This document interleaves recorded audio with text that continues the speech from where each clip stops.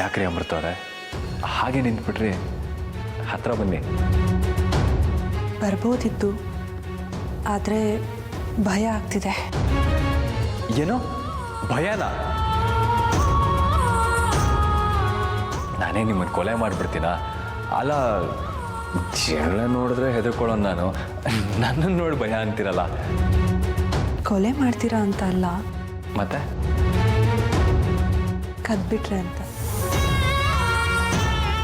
ಕದ್ದಿರೋದು ನೀವು ಕಣ್ರಿ, ನನ್ನ ಹೃದಯನ ವಾಪಸ್ ಕೊಡೋದಕ್ಕಾದರೂ ಹತ್ರ ಬಂದು ಹೋಗ್ರಿ. ಕದ್ದಿರೋದನ್ನ ವಾಪಸ್ ಕೇಳಬಾರ್ದು ಅಂತಾರೆ. ಅಂಥದ್ರಲ್ಲಿ ಬೇಕು ಬೇಕು ಅಂತ ಕದ್ದಿರೋದನ್ನ ವಾಪಸ್ ಕೊಡೋದಕ್ಕಾಗತ್ತಾ? ರೀ, ಹೀಗೆ ನಾಚ್ಕೋಬೇಡ್ರಿ. ನಾಚ್ಕೊಂಡ್ರೆ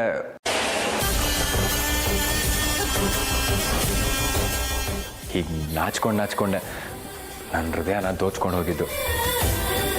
ಪ್ರೀತಿ ಅನ್ನೋ ಬಾವಿಗೆ ಬಿದ್ದಾಗಿದೆ, ಇನ್ನೂ ಆಳಕ್ಕೆ ತಳ್ಳಬೇಡಿ.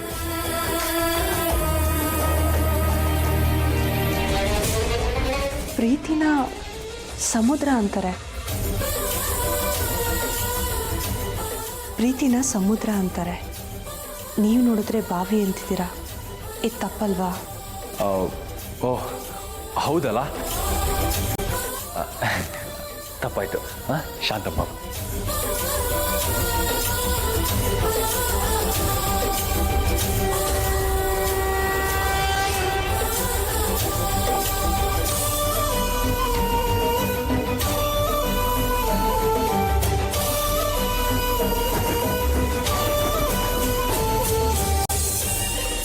ಅಮೃತ ಅವರೇ, ಜೀವನ ಪೂರ್ತಿ ನನ್ನ ದೇಹದಲ್ಲಿ ಉಸಿರೋವರೆಗೂ ನಾವಿಬ್ರು ಹೀಗೆ ಇರಬೇಕು ಅನ್ನಿಸ್ತಾ ಇದೆ.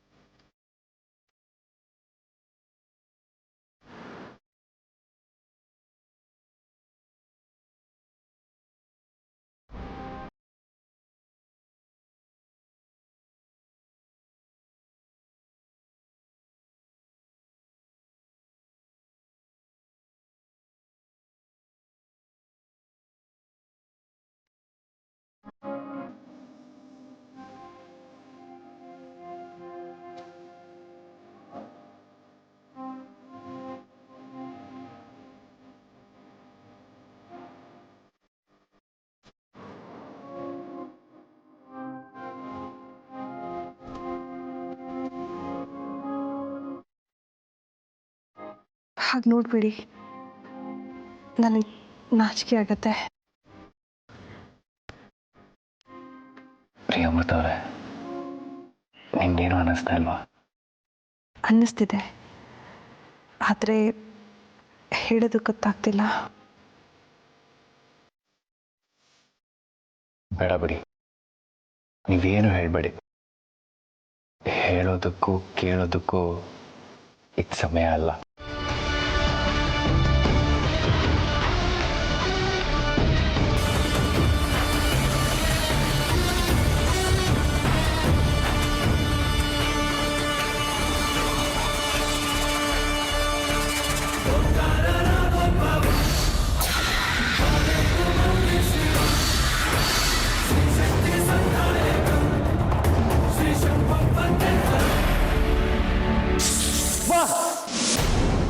ಏನಾಯ್ತು ಅರ್ಜುನ್? ಅದು ಹಳದ ಕನಸು. ಕೆಟ್ಟ ಕನ್ಸ್ಕೊಂಡ್ರಾ? ಚೇಚೆ, ನೀವು ಪಕ್ಕದಲ್ಲಿರ್ಬೇಕಾದ್ರೆ ಕೆಟ್ಟ ಕನಸು ಹತ್ರನೂ ಸುಳಿಯಲ್ಲ.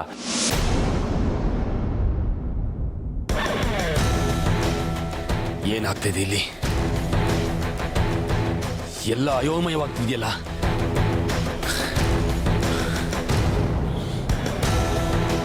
ಅರ್ಜುನ್, ಯಾಕೆ ಯಾವತ್ತೂ ಇಲ್ದೇ ಇರೋ ಉತ್ಸಾಹದಲ್ಲಿದೆಯಾ? ಇವತ್ತು ನಿನ್ನ ಜೀವನದಲ್ಲಿ ವಿಶೇಷವಾದ ಘಟನೆ ನಡೆಯುತ್ತೆ ಅನ್ನೋ ಖುಷಿಲಿದೆಯಾ?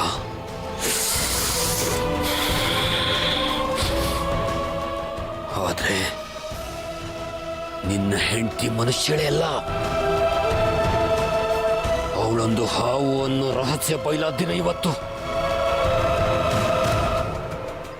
ಅದಕ್ಕೂ ಈ ಘಟನೆಗೂ ಏನಾದರೂ ಸಂಬಂಧ ಇದೆಯಾ?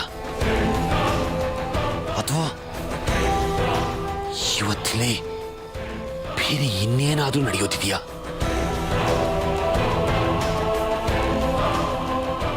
ಇಲ್ಲಿ ನೋಡಿದ್ರೆ ಮೊದಲನೇ ರಾತ್ರಿಗೆ ಸಿದ್ಧತೆ ನಡೀತಾ ಇದೆ. ಆದ್ರೆ ಯಾಕೆ ಇಲ್ಲ, ಇಲ್ಲಿ ಏನೋ ಒಂದು ಘಟನೆ ನಡೆಯುತ್ತೆ. ಆ ಸೂಚನೆ ನನಗೆ ಸಿಗ್ತಾ ಇದೆ. ಅದೇನು ಅಂತ ಪತ್ತೆ ಮಾಡಬೇಕು. ಜೈ ತಕ್ಷಕ.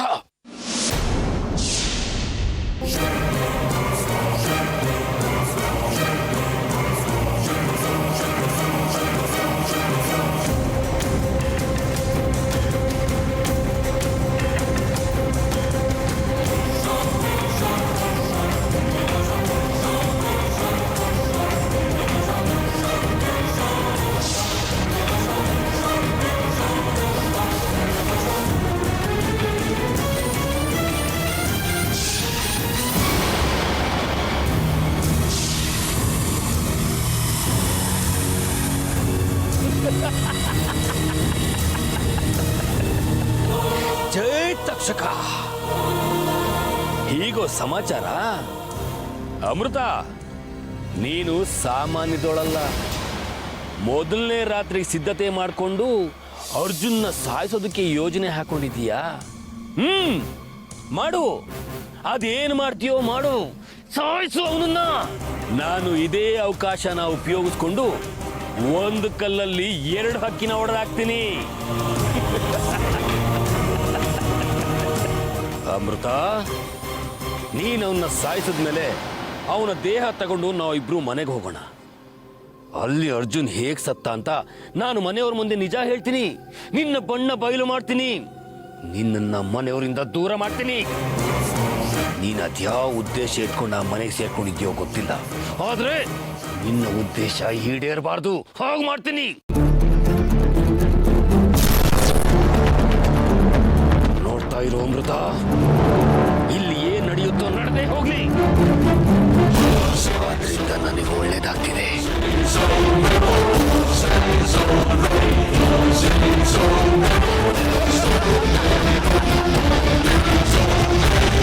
ಜೈ ತಕ್ಷಕ. ಕನಸೇನೋ ಚೆನ್ನಾಗೇ ಇತ್ತು, ಆದರೆ ಕನಸು ಬರೀ ಕನಸು ಅಂತ ಗೊತ್ತಾಗಿ ಬೇಜಾರಾಯಿತು. ಆ ಕನಸು ನನಸಾಗೋ ಸಮಯ ಹತ್ರ ಬರ್ತಾ ಇದೆ. ತಗೊಳ್ಳಿ, ಹಾಲು ಕುಡೀರಿ.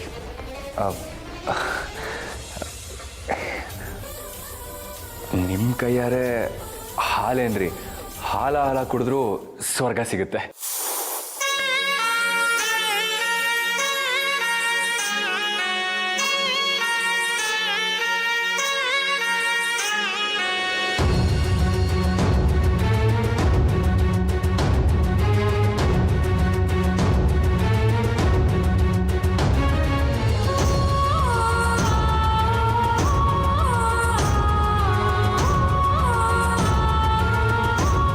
ಎಲ್ಲ ನೀವೇ ಕುಡಿದು ಬಿಡ್ತೀರೋ ಅಥವಾ ನನಗೂ ಸ್ವಲ್ಪ ಏನಾದರೂ ಉಳಿಸ್ತಿರೋ? ಅಯ್ಯೋ, ನೀವು ಕೇಳೋದು ಹೆಚ್ಚ, ನಾನು ಕೊಡೋದು ಹೆಚ್ಚ. ತಗೊಳ್ಳಿ.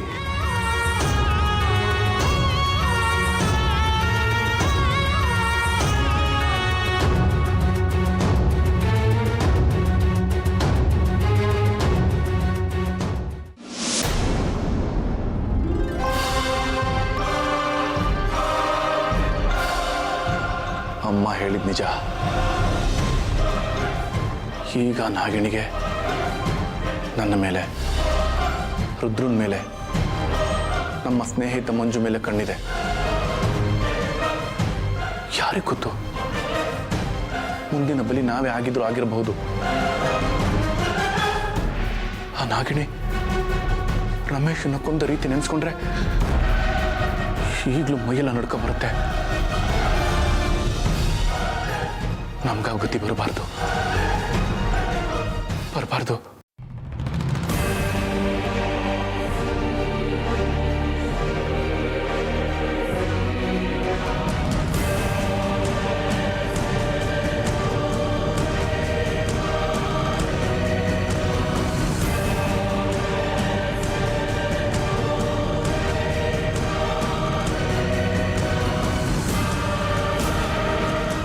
ಆ ಪುಸ್ತಕದಲ್ಲಿ ಬರ್ದ ಹಾಗೆ ನಾನು ಈ ನಾಗಮಣಿನ ತುಂಬ ದಿವಸದಿಂದ ಬಳಸ್ದೇ ಇರೋದ್ರಿಂದ ಇದರ ಶಕ್ತಿ ಕಡಿಮೆ ಆಗಿರಬಹುದು.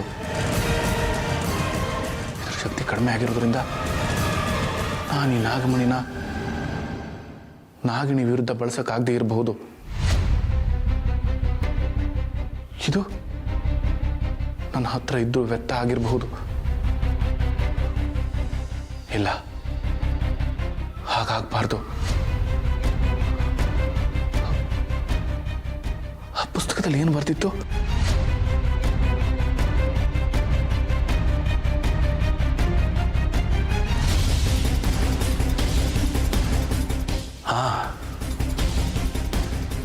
ಅಮಾವಾಸ್ಯೆ ಕಳೆದ 2ನೇ ರಾತ್ರಿಗೆ ಚಂದ್ರನ ಬೆಳಕಿಗೆ ನಾಗಮಣಿನ ಹಿಡಿದ್ರೆ ಇದರ ಎಲ್ಲ ಶಕ್ತಿಗಳು ಮತ್ತೆ ಕೂಡ್ಕೊಳ್ಳುತ್ತೆ ಅಂತ ಬರ್ತಿತ್ತು. ಹೌದು, ನಾನು ಇದನ್ನು ತಕ್ಷಕವನ್ನು ತಗೊಂಡು ಹೋಗಬೇಕು. ಮತ್ತೆ ನಾಗಮಣಿ ಎಲ್ಲ ಶಕ್ತಿಯನ್ನು ಕೂಡಿಕರಿಸಿ ಇದೇ ನಾಗಮಣಿಯಿಂದ ಆ ನಾಗಿಣಿನ ಹೆದರಿಸ್ಬೇಕು. ಹೌದು, ನಾನು ನಾಳೆನೇ ತಕ್ಷಕವನಿಗೆ ನಾಗಮಣಿನ ತಗೊಂಡು ಹೋಗ್ತೀನಿ.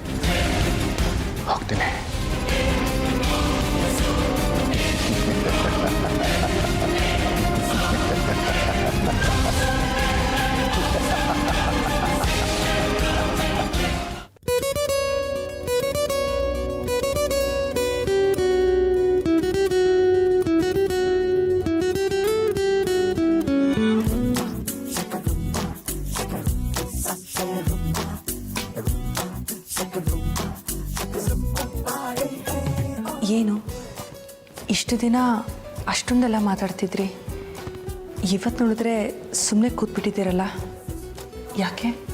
ಮಾತುಗಳೆಲ್ಲ ಖಾಲಿಯಾಗೋಯ್ತಾ? ಮಾತುಗಳೆಲ್ಲ ಖಾಲಿ ಆಗಿಲ್ಲ ರೀ.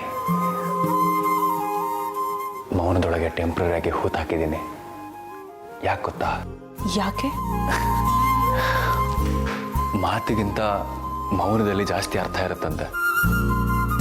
ಮಾತಾಡಬೇಕಾದ್ರೆ ಬರೀ ನಾಲ್ಗೆ ಬ್ಯುಸಿ ಆಗಿರುತ್ತೆ, ಮೌನದಲ್ಲಿರ್ಬೇಕಾದ್ರೆ ಕಣ್ಣುಗಳು ಬ್ಯುಸಿ ಆಗಿರ್ತವೆ. ಇವತ್ತು ಯಾಕೋ ಕಣ್ಣುಗಳಿಗೆ ಸ್ವಲ್ಪ ಓವರ್ ಟೈಮ್ ಡ್ಯೂಟಿ ಕೊಡೋಣ ಅಂತ ಆಸೆ ಆಗ್ತಿದೆ.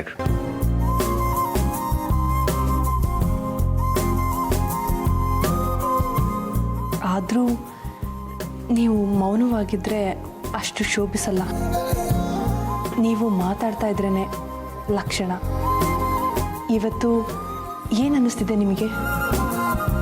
ಅಮೃತ ಅವರೇ, ಇದು ನಿಜವಾಗ್ಲೂ ನೀವೇನಾ ಅಂತ ಅನ್ನಿಸ್ತಾ ಇದೆ.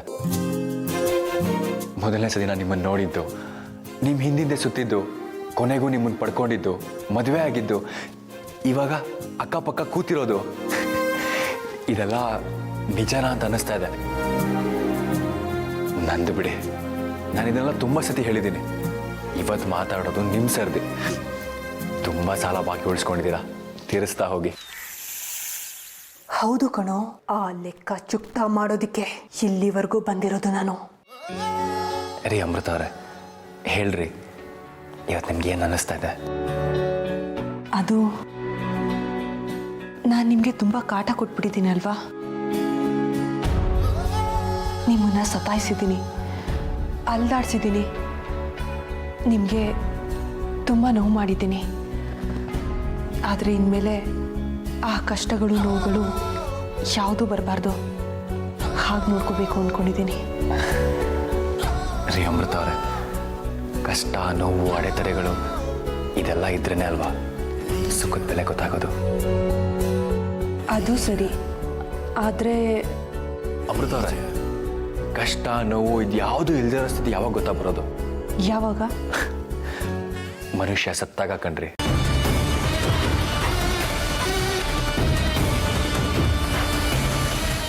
ಆ ಸ್ಥಿತಿಗೆ ನಿನ್ನನ್ನು ತಳ್ಳೋದಕ್ಕೆ ಇಷ್ಟೆಲ್ಲ ಪೀಟಿಗೆ. ಏನ್ ಗೊತ್ತಾ ಅಮೃತ ಅವರೇ, ಎಲ್ಲರೂ ಜೀವನದಲ್ಲಿ ಸುಖವಾಗಿರ್ಬೇಕು, ಸಂತೋಷವಾಗಿರ್ಬೇಕು ಅಂತೆಲ್ಲ ಅನ್ಕೋತಾರಂತೆ. ಆಕ್ಚುಲಿ ಸುಖ ಸಂತೋಷ ಜಾಸ್ತಿ ಆಗೋದ್ರೆ ಓವರ್ಡೋಸ್ ಆಗಿ ಮನುಷ್ಯ ಸತ್ತೋಗ್ತಾನಂತೆ. ನಮ್ಮ ಹೃದಯಕ್ಕೆ ಒಂದು ಲಿಮಿಟ್ ಅಂತ ಇರುತ್ತೆ. ನಿರೀಕ್ಷಣೆ ಮಾಡಿದಷ್ಟು ಸುಖ ಸಂತೋಷ ಸಿಕ್ಬಿಟ್ರೆ ಹೃದಯ ಡಮಾರ್ ಅಂತ ಒಡೆದು ಹೋಗಿ ಕೆಲಸ ಮಾಡೋದು ನಿಲ್ಲಿಸ್ಬಿಡುತ್ತಂತೆ. ಯಾಕೋ ಇವತ್ತು ನನಗೂ ಹಾಗೆ ಆಗುತ್ತೆ ಅಂತ ಡೌಟ್ ಆಗ್ತಾ ಇದೆ. ಅಷ್ಟು ಖುಷಿಯಾಗಿದ್ದೀನಿ ಅಮೃತ ಅವರೇ. ಸಾಯೋಕ್ ಮುಂಚೆ ನಿನ್ನ ಕೊನೆ ಆಸೆನ ಕೇಳ್ಕೊತಿದ್ಯಾ? ಅಮೃತ ಅವರೇ, ನನಗೊಂದು ಚಿಕ್ಕ ಆಸೆ ಕಣ್ರಿ. ಏನು? ಏನಿಲ್ಲ ರೀ, ನಿಮಗೆ ತಿದ್ದಿ ತೀಡ್ದು ಆಗಿರೋ ಈ ಮುದ್ದು ಮುಖನ ಹತ್ತಿರದಿಂದ ನೋಡಿ ಕಣ್ ತುಂಬ್ಕೋಬೇಕು ಅಂತ ಅನ್ನಿಸ್ತಾ ಇದೆ. ನನ್ನ ಜೀವನದಲ್ಲಿ ಕೊನೆ ಉಸಿರಿರೋವರೆಗೂ ನಿಮ್ಮ ಈ ಬಿಂಬನೇ ನನ್ನ ಮನಸ್ಸೊಳಗಿರ್ಬೇಕು. ನಿಮ್ಮ ಈ ರೂಪನ ನನ್ನ ಕಣ್ ತುಂಬ ತುಂಬ್ಕೋಬೇಕು ಅಂತ ಅನ್ನಿಸ್ತಾ ಇದೆ. ನೋಡ್ಲಾ?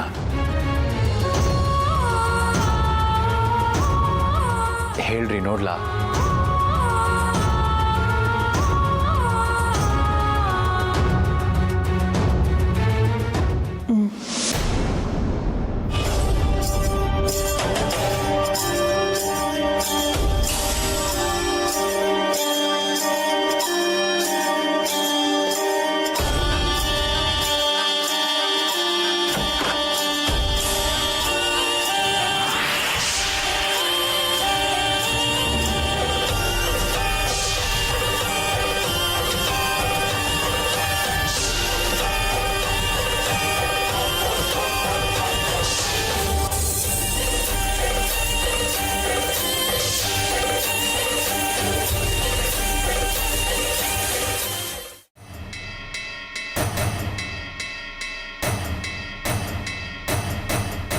ಇದೇನಿದು?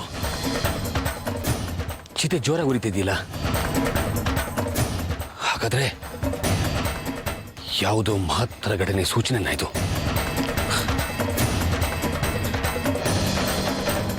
ಒಳಗೆ ಏನ್ ನಡೀತಾ ಇರ್ಬೋದು? ಅರ್ಜುನ್ ಸಾಯೋಗಳಿಗೆ ಹತ್ರ ಬರ್ತಾ ಇದೆಯಾ? ಇರ್ರಿ, ಎಲ್ಲ ಪ್ರಶ್ನೆಗಳಿಗೂ ನಾಳೆ ಬೆಳಿಗ್ಗೆ ಉತ್ತರ ಸಿಗುತ್ತೆ. ಅಲ್ಲಿವರೆಗೂ ಕಾಯೋಣ.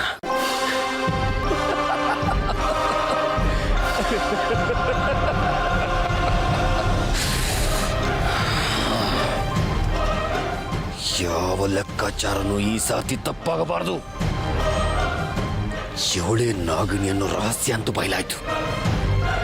ನಾನು ಮೊದಲೇ ಅಂದುಕೊಂಡ ಹಾಗೆ ಅವಳನ್ನು ಸಾಯಿಸಿ ಅದಕ್ಕೆ ಬಿಸಾಕ ಹೋಗ್ತೀನಿ. ಇಲ್ಲ ಇಲ್ಲ, ಹೇಗೋ ಅವಳು ಅರ್ಜುನ್ ಪ್ರಾಣನ ತಗೊಂಡಿರ್ತಾಳೆ. ಅವಳು ನನ್ನ ವಶಕ್ಕೆ ತಗೊಂಡು ಮನೆಯವರ ಮುಂದೆ ಅವಳ ರಹಸ್ಯ ಬಿಚ್ಚಿಡ್ತೀನಿ. ಹಾ, ಅದೇ ಸರಿ.